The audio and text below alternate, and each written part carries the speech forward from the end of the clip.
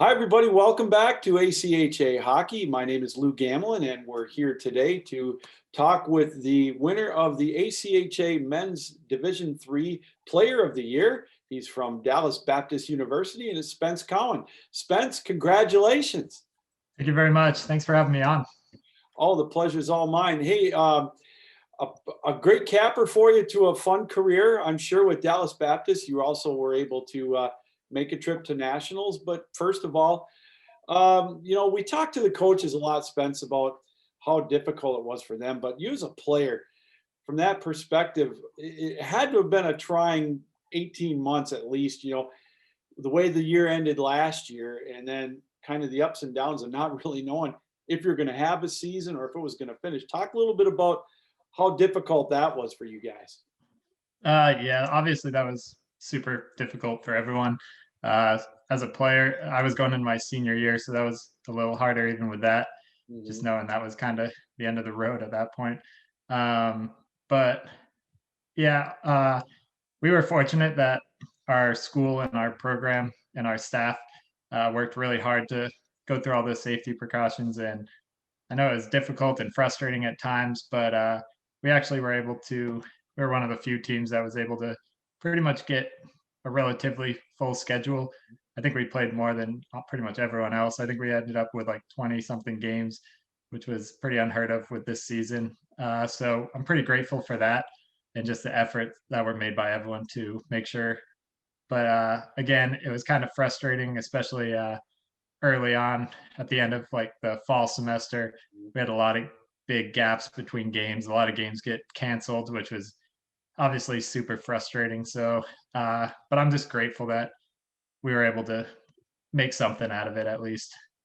Yeah, absolutely. I looked at your schedule and looked at your season. You guys started out pretty good, and then you hit a rough patch, but then you were able to put it together right before nationals. And what was the secret? How did you guys get that turnaround and really get on a roll there to get you to nationals? Uh, Honestly, I think it was just, I think near the end of the season, we started getting more consistent games. I know early on we kind of had a month between games. And Mhm. so it was kind of, and then even those games we were unsure until like the weekend before that if we were giving playing or not. So I think just the consistency of it kind of was a motivator to everyone, and just knowing we had that, and then just the opportunity, knowing we had a chance to reach nationals. Our school, that was the first time in our program's history we ever got the opportunity to do that. So I think just seeing that as a possibility for us was a pretty big motivator for everyone. So I think that kind of drove us forward. And I look at, your statistics. You had 45 points this year, 30 goals, a little over 2 points a game. And watching you at nationals, your style is more of an up and down type of a style. It looked like it was a lot of fun to play. Yeah, yeah, definitely. I mean, there's obviously some very strong competition at nationals, but Mhm. I think we had a good team, and I mean, it's fun playing with the guys I play with. Obviously, help out with my style. Like I got a couple good passers on my line, and obviously a lot of credit to them. And I like to play a fast game, so it's fun having some fast guys too. I know it didn't. The Nationals didn't quite turn out like you wanted. But you guys went up against some very, very tough competition. What was I think if there was one good thing that came out of nationals, maybe that just the trip up with the guys. What experience could you take out of nationals that you'll remember? I think just yeah, like you said, just the opportunity. I mean, I grew up in New England. I played hockey my whole life, so just like, and I never really got the chance to go to a national tournament. Really, we were always so close every year, and then something would happen, and so just like to end it on having like such a good opportunity. It was really cool to be part of the first time our program went there. Hmm. The program's grown so much even since I've been here. I was here the last 3 years, but even since then, it's just exciting to see, and it's continuing to grow, and just how kind of the name's getting out there finally. So it's really cool to see that and be a part of that. Oh, sure. And it's funny because I've talked to some guys in your area down into the Dallas in Texas itself, and it's kind of turned into a little bit of a hockey hotbed the last few years. So it had to have been fun to be a part of that. Oh, definitely. Yeah, I'm from Maine Yeah. originally, So yeah, and I went to school in Boston my freshman year.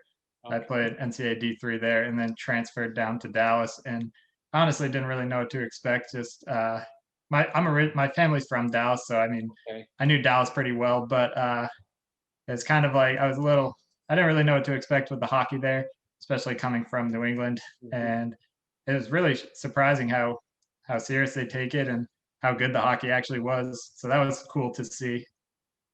It is funny because, living here in Michigan and, along with in the New England area, the the teams are very close together. The travel isn't as difficult as it is Right. there. And that's something that I've talked to a lot of folks in your area and like over by Arizona. You know, it's a challenge because you drive or whatever for 8 to 10 hours, and then Spence, you got to get out of the bus or the van or whatever. You got Oh an hour yeah. to get ready. Oh Talk yeah. to me about how difficult that can be sometimes. Oh yeah. Definitely. I mean, the travel's always always a tough part. So when I played juniors in the Western states, and we would travel.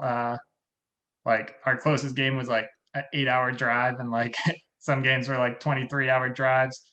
And then when I was in Boston, everything was in just Boston. So our longest commute was like 25 minutes even.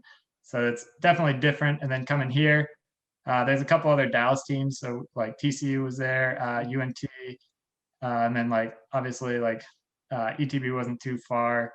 And then we'd play like Texas Tech, all them. So that wasn't too bad. But then all the out of state, obviously that gets a little long. Uh, Fortunately for us, we had a very good backing by the school, so we had a pretty nice travel situation. Our bus was really nice. We flew a lot to games, so that obviously helps a little bit too. Absolutely. So you concluded your career this year at Dallas Baptist. I know Nationals had to have been a highlight, but give me a couple of highlights maybe of your career at Dallas Baptist. Yeah, I think the biggest one, which we did twice, was not this year because of COVID, but the last 2 years, we went to New Mexico and played an outdoor tournament there. Oh wow. That was probably one of the coolest experiences. It's up in the mountains of New Mexico, and that was just really like it's usually the first weekend of the year, so that's kind of a good way to kick off the new year and like just being with the guys and getting that experience. And I mean, I grew up on the pond, so that was kind of like refreshing to me. But a lot of the other guys, it's kind of cool seeing the guys who have never really, all the Texas guys that have never really gotten that opportunity. So that was kind of that's probably my favorite trip, and we got to do that twice, so that was exciting. Um, you got to play for head coach Jim DePaulo. Give me one funny Coach DePaulo story. He seems like a pretty cool guy. I've interviewed him before. Oh man, yeah, he's awesome. I love Jim. He's a great guy. Oh man, I don't know if I can think of a story. There's always something with him, but he's a fun guy, and he loves the camaraderie of the team. He's always involved in everything we're doing. He gets in with like the chirps and everything. So it's fun just having him there. And yeah, he's an awesome guy. I can't say enough good things about him. Now you'd mentioned you started out playing in Boston and at the NCAA level, and then you went to Dallas and played at the ACHA level. What I mean, were you surprised at the level of competition at the ACHA level? Because what I've seen over the years, how strong it's gotten in the last 7 or 8 years. Has that surprised you at all? Were you what were you expecting when you left to go to Dallas Baptist? Yeah, no, it definitely was quite a shock to me. Obviously, I always knew the ACJ was up and coming. I never really got to experience a lot of it, so I kind of didn't know too much about it. So I really went in kind of, I didn't really have any expectations at all. I Okay. was a little, so just coming here though, it was quite a shock to me. And there's some high level hockey that this league is growing, and it's even since I was my first year here, it's gotten a lot stronger each and every year. So it's exciting to see the growth of it, and I think it's just going to keep continuing to grow and get stronger each year. It's nice to see a lot of the teams put a lot into growing their program, so it's really cool to kind of follow that as well. Yeah, so I was pretty impressed with everything, and the level of play was really right up there. So it's pretty exciting to be a part of. Now, you and I talked before we came on. You're graduated. What's next for you, Spence, now that you've graduated from Dallas Baptist? So I'm a little. I played junior, so I'm a Okay. little older. So I've kind of already been in a job for a couple years. So Oh, okay. not too much is changing for me. I'm I've considered grad school, but it just kind of depends with my work schedule. So everything's kind of up in the air for me right now. But as of right now, just continuing to work and just keep figuring it out. So are you going to play in any type of hockey league now that you've graduated? Or, like maybe a beer league or something like that? Or are you hanging up the skates, or you think about maybe getting into coaching sometime? Oh, I don't think I'll ever hang up the skates. I think, That's good. yeah, I think I'm gonna just keep figuring it out whatever way I can. Probably join some men's leagues, and then just kind of just keep playing as much as I can. I would like to eventually, maybe not right now, but a little bit down the road, I probably will get into coaching. I think that's something I would enjoy to do. Just I love the game. I like to stay around the game as much as possible. So I definitely don't want I want to be around hockey for as long as possible, whether it's playing or coaching or any aspect of it. Well, Spence, this has been an absolute treat. Congratulations again on the award of Player of the Year with Dallas Baptist at the ACHA Men's D3 level. And again, I know, guys don't look at the individual accolades that much, but it's also, I think, a kind of a testament of how well your team did do this year. Oh, definitely. Yeah, thank you very much. I really appreciate you reaching out to me, and this was awesome. And yeah, it was a great time to spend with the team, and I'm really excited to see the future of this program, especially even since like I said, since I got there, it's grown so much, and it has just grown exponentially each year. So I'm excited to follow them and maybe be a part of it going forward too as well. Well, Spence, again, congratulations. Good luck to you in the future. And again, congratulations on being named the ACHA Men's D3 Player of the Year. Thank you very much.